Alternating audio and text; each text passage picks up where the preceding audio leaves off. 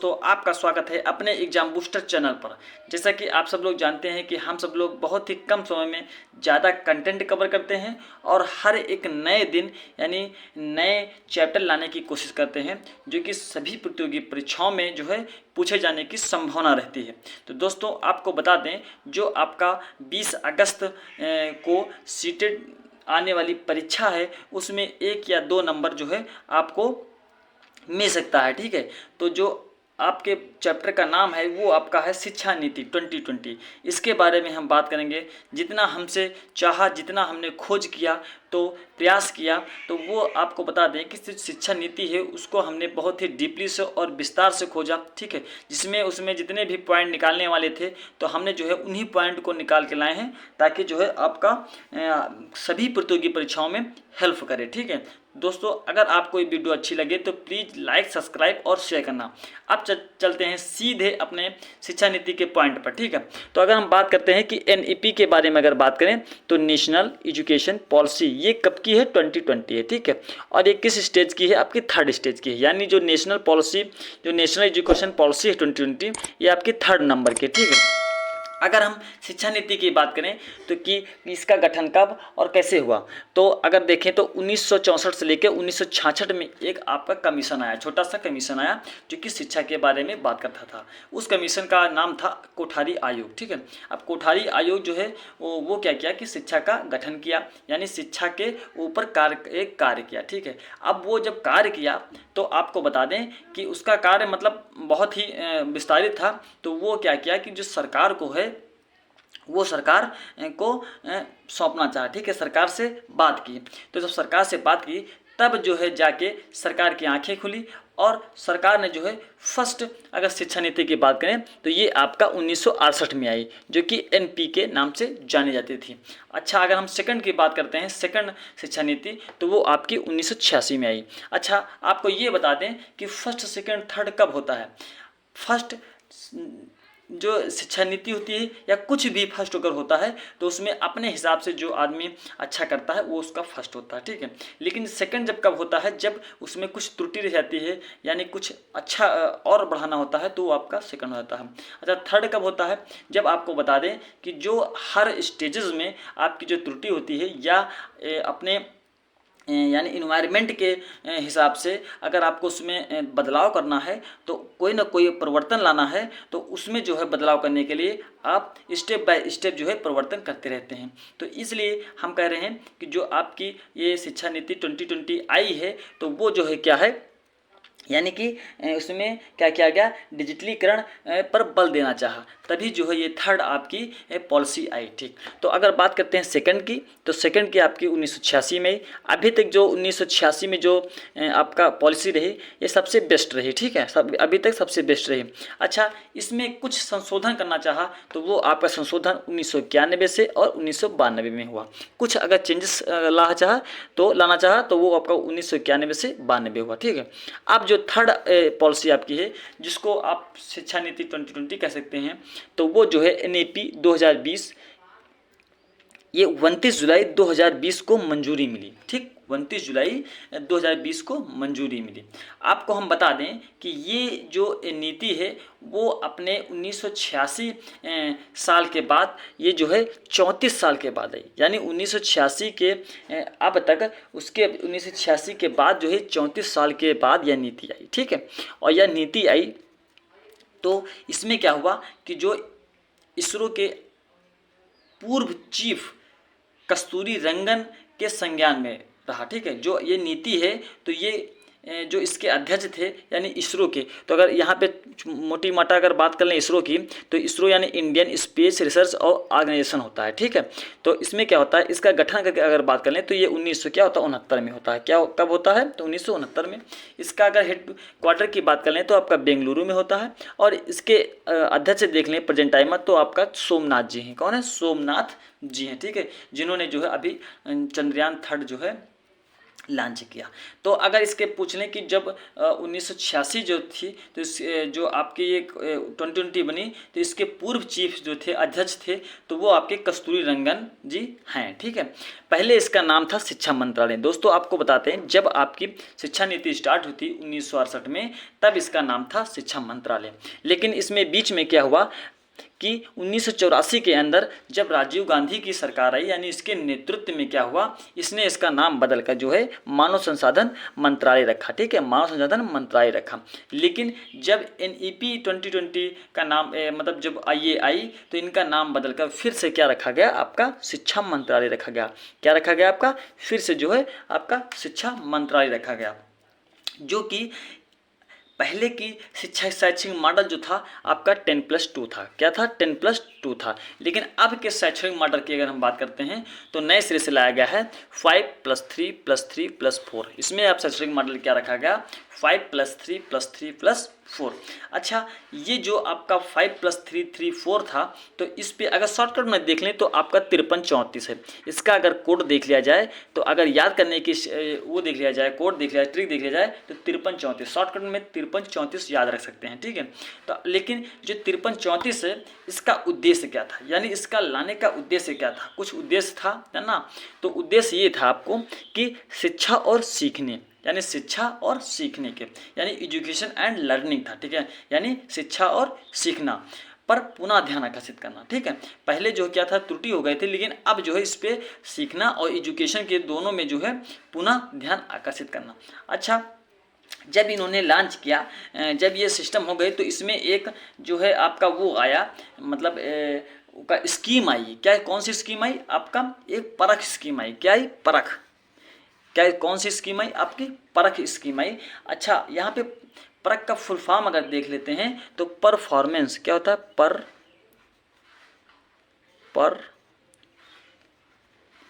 Performance. ठीक है, performance analysis,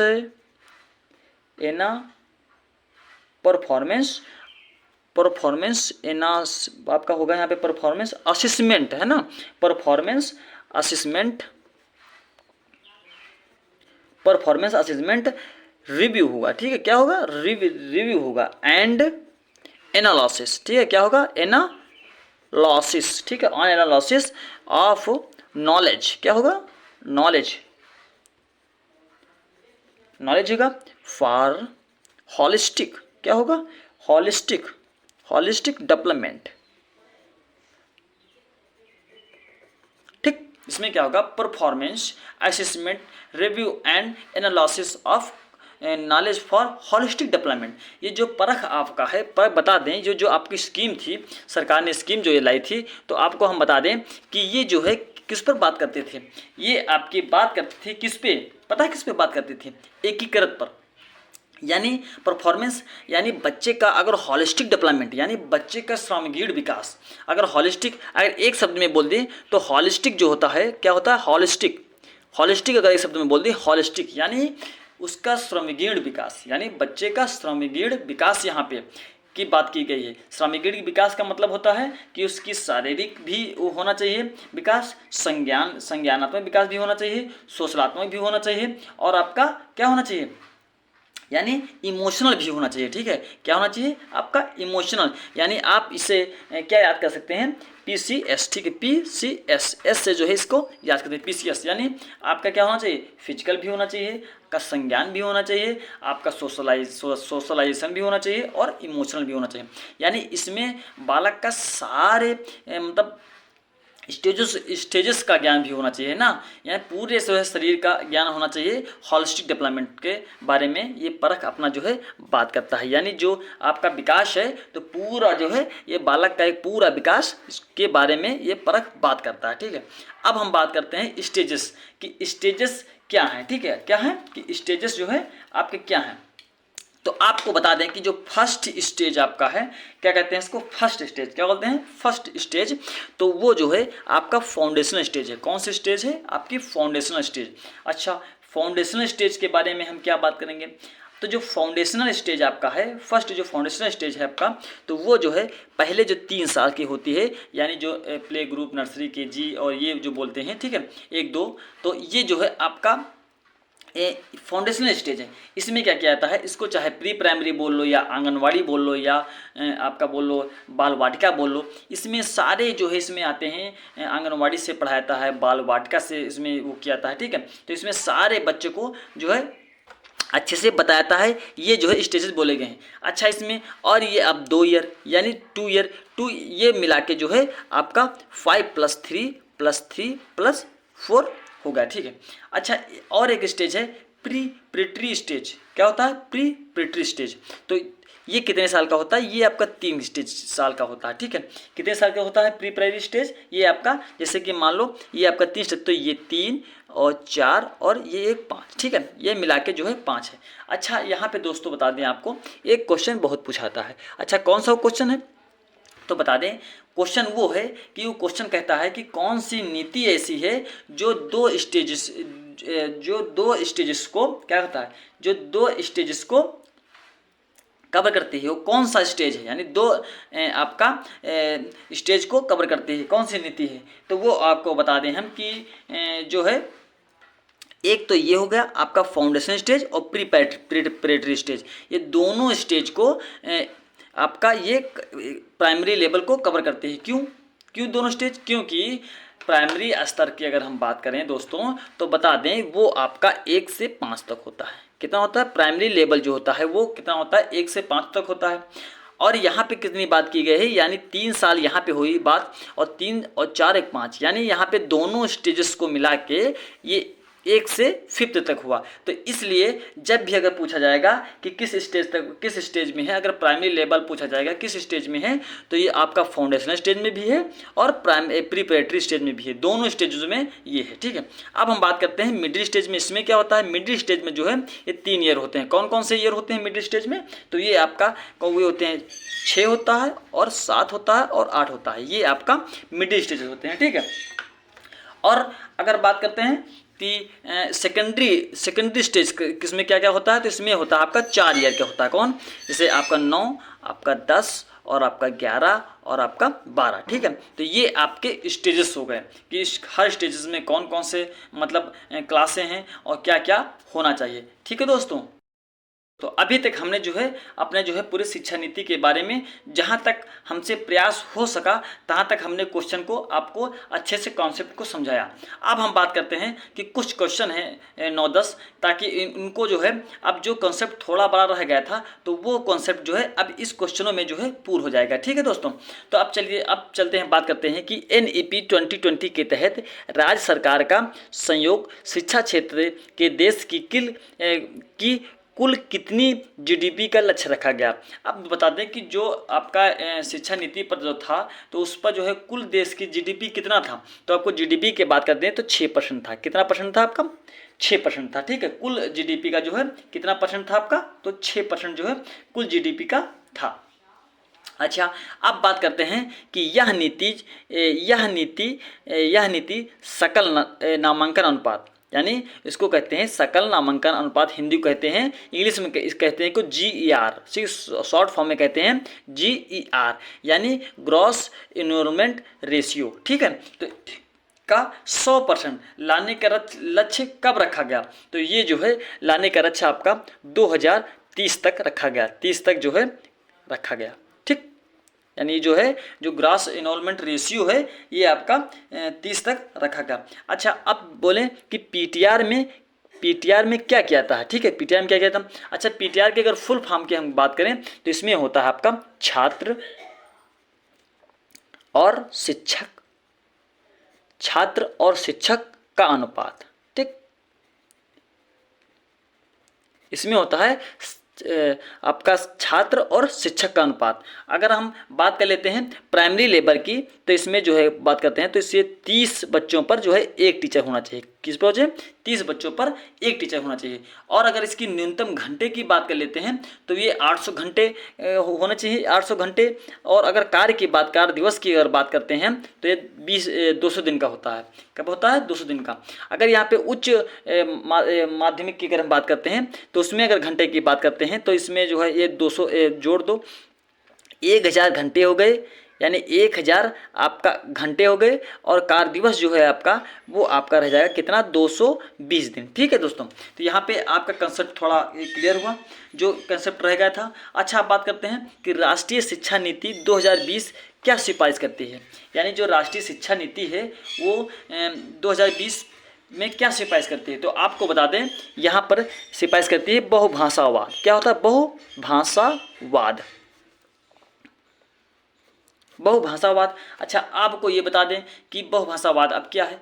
बहुभाषावाद से हमें यह जो है लाभ मिलता है कि जो जैसे मान लीजिए एक क्लास में बहुत सारे बच्चे बैठे हैं, ठीक है, तो हर एक बच्चे का अपना अलग अलग नज़रिया और अलग अलग लैंग्वेज होता है। ठीक है, जैसे मान लीजिए कोई उर्दू पढ़ता है, तो कोई आपका इंग्लिश पढ़ता है, कोई हिंदी पढ़ता है, कोई मतलब मान चलो जैसे मेरठ, जितनी भी क्षेत्रीय भाषा हैं वो अपना सब अलग अलग होती हैं। ठीक है, तो अगर आप एक क्लास में बैठते हैं तो उसमें क्या होता है कि पहले तो आपका शब्द भंडार बढ़ जाता है। क्या होता है, शब्द भंडार बढ़ जाता है। दूसरी बात जो क्या होता है कि जो भाषा वो बच्चे बोलते हैं एक दूसरे से, वो सीखने को मिल जाता है। ठीक है, क्या होता है, वो भाषा सीखने को मिलती है। अच्छा, तीसरी बात ये होती है कि जो उनकी संस्कृति है, संस्कृति को है वो भी सीख जाते हैं। तो राष्ट्रीय शिक्षा नीति में जो सिफारिश करते हैं बहुभाषावाद से हमें बहुत प्रकार के जो है विशिष्ट प्रकार के लाभ मिलते हैं। यानी कि आपका ऐसा शब्द भंडार बढ़ जाता है। ठीक है, और आपकी लैंग्वेजेस भी जो है सीख जाते हैं, उनकी संस्कृति को भी सीख जाते हैं। ठीक है, तो ये जो है इससे जो है सिफारिश कर थी। अब बात करते हैं कि राष्ट्रीय शिक्षा नीति 2020 पूरे देश के लिए प्राथमिक स्तर पर किस भाषा को निर्देश के लिए माध्यम से प्रोत्साहित किया। यानी जो है आपका ये जो था तो किस पर जो है ये आपका प्रोत्साहित किया। तो दोस्तों बता दें कि निम्नलिखित में ये राष्ट्रीय शिक्षा नीति 2020 पूरे देश के लिए प्राथमिक स्तर पर किस भाषा को निर्देश के माध्यम से प्रस्तावित की। तो दोस्तों आपको बताते हैं जो प्राथमिक विद्यालय था तो उसमें क्या उन्हें क्या किया, आपका मातृभाषा पर जो है बल दिया, यानी उसकी मदर टंग पर बल दिया, और स्थानीय भाषा तथा यानी लोकल लैंग्वेज और क्षेत्रीय भाषा, ठीक है, इन सभी पर जो है उन्होंने बहुत सारा बल दिया। ठीक है, मातृभाषा पर उन्होंने बहुत सारा बल दिया। ठीक है, अब बात करते हैं कि निम्न, यहाँ पे लिख लीजिए मातृभाषा, ठीक, और निम्न में से कौन सी शिक्षा नीति 2020 द्वारा प्रस्तावित हुई। ठीक है, तो अन्वेषण आधारित, यानी जो हमारी नीति थी तो खोज क्या थी, अन्वेषण यानी खोज आधारित अधिगम था। क्या, अन्वेषण विधि पर अन्वेषण आधारित अधिगम है, यानी खोज पर जो है आधारित है। कौन सी है, अन्वेषण को कहते हैं खोज। क्या कहते हैं, खोज, यानी अन्वेषण खोज यानी क्या था, अन्वेषण खोज आधारित अधिगम मीन्स होता है, क्या होता है, सीखना। यानी जो हमको जो इसमें सीखने को जो मिला, जो इसमें शिक्षा नीति में जो प्रस्तावित थी, तो शिक्षा कैसी थी, अन्वेषण विधि द्वारा थी, यानी खोज पर आधारित थी। तो अच्छा, अब बात करते हैं कि राष्ट्रीय शिक्षा नीति किस पर बल देती है। यानी राष्ट्रीय शिक्षा नीति किस पर बल देती है, तो लचीली बहुस्तरीय गति पर। क्या, लचीली